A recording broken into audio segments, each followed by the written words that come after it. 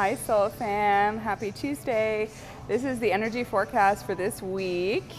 We have survived Mercury Retrograde, and Mercury went direct on Saturday, February 20th. I hope you felt it. I sure did.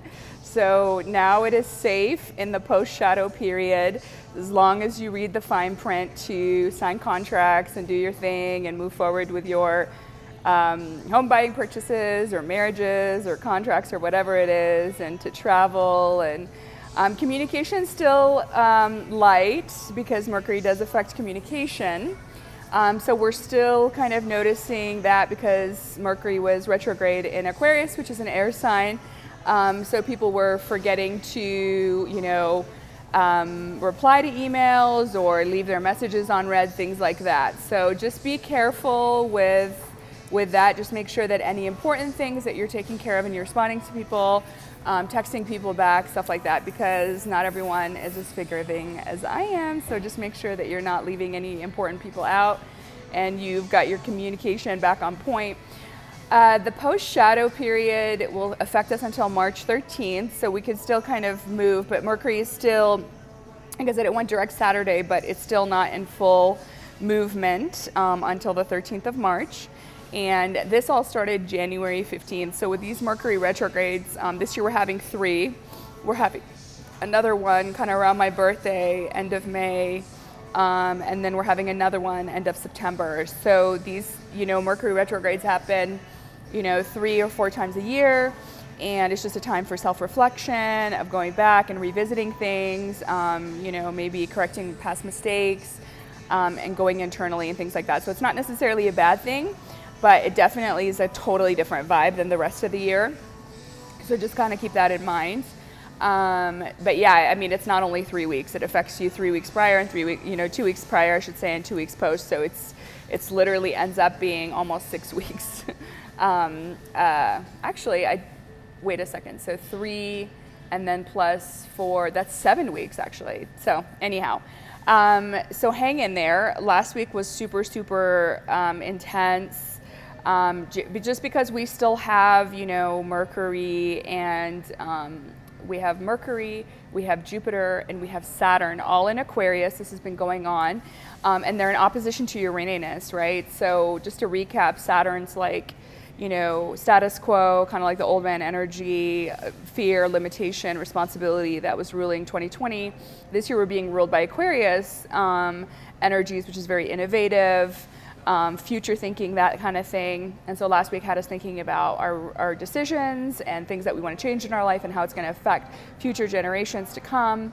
I know that I did a lot of soul searching about that. Hopefully you had a chance to do that as well. And really ushering a paradigm of wealth and abundance for the spiritual age. I think a lot of us are moving towards that, and having money with integrity that doesn't come from death or insurance or nefarious forces and greed. So we're really looking at money is not a bad thing. Money is just a resource, and it's part of abundance and time and opportunities and people you love and all that stuff. So yeah, definitely Saturn and Mercury is the planet of communication. That's also in Aquarius, and we just got out of Mercury retrograde and are moving direct.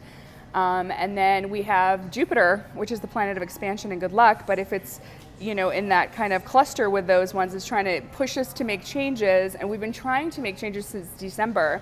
And a lot of us, got frustrated. I talked about that last week. It's because, it's not quite happening. Like, let's say it's wealth and abundance for you, ushering that new paradigm, and you're feeling like, okay, things are like stop and go, and things aren't quite moving.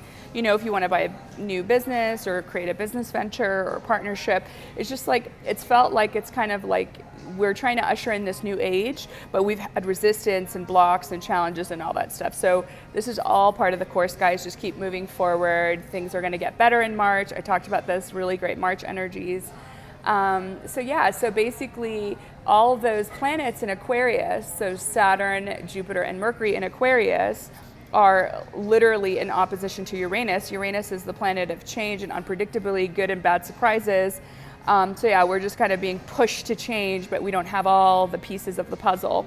So just kind of do the best you can and kind of gain some clarity, because there has been a lot of confusion and a lot of, we felt flustered and frazzled and all that. January, February, we knew these were going to be really hardcore energies for the cosmos, so it's not a surprise, unfortunately.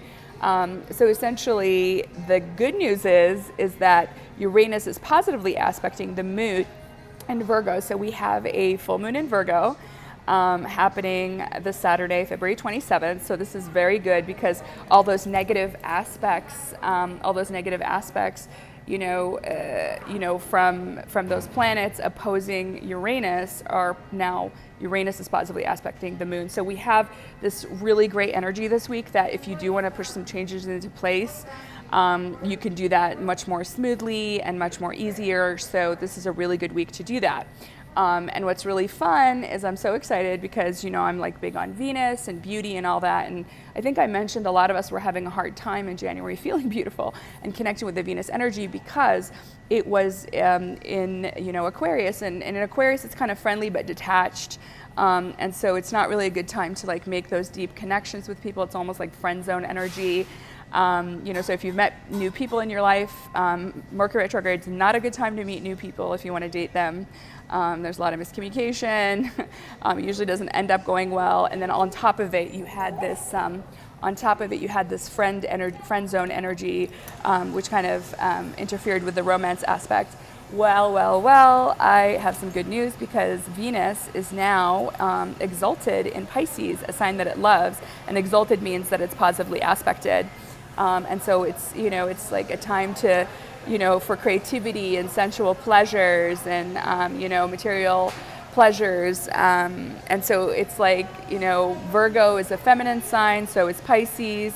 But they're in opposition to each other. Well, on the chart, they're basically on opposite ends of the chart. But right now, it's all about balance with those two, because both feminine signs.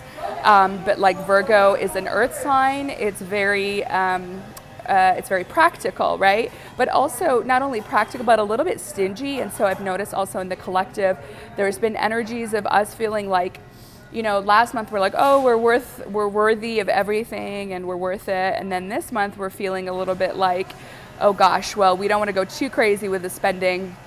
And that's that kind of practical, earthly Virgo aspect that's a little bit stingy. So a lot of us are feeling a little bit constrained. And also just think about it. Seasonally, we're still in February. It's still winter, and it's not an abundant time or harvest in nature. So in nature, January and February are usually hard times, because we're in winter. We're eating the reserves that we harvested in the fall or the summer, and it's not like planting season. So it's more of a, I don't want to say a time for scarcity, but in the world of farming, January and February haven't been abundant times. It's more times for going inside and reflecting. It's the winter energy, and it's not a time for harvest or celebration or abundance. So you might be feeling the crunch financially. Just know that spring is around the corner and energies are going to change, and March it's going to be really beautiful energy. But in the meantime, you can enjoy the Venus energy in Pisces, creativity, sensuality, all that good stuff. So I think that's kind of like all I want to say about what's going on with the cosmos there. But energetically speaking, I think it's like a time for us, like I said, to balance between the Virgo energy and the Pisces energy, which is really, Virgo is about being practical. Pisces is about, being idealistic. So you need to find a balance between those two. And also, Virgo is about a little bit criticism. So you might be noticing that in your partnership, you might be nitpicking at each other, criticizing each other. Unfortunately, that's kind of like that Virgo energy that's coming up for the full moon.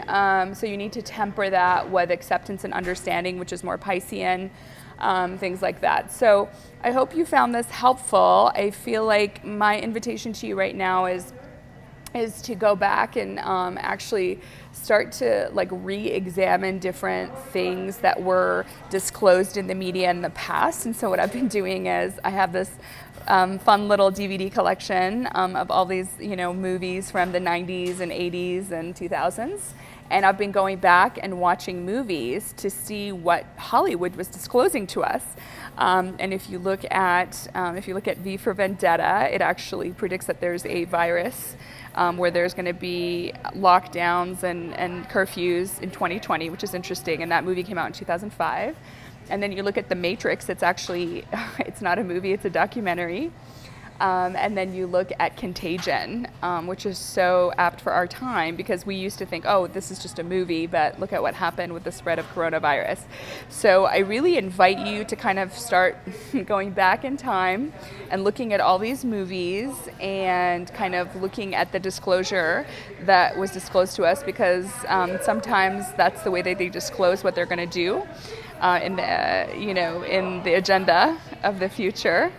So just if you are somebody who's woke and is interested in kind of understanding what's coming down the pike and some restrictions and all that stuff, then feel free to go back and look at movies. That's just kind of what I want to leave you with.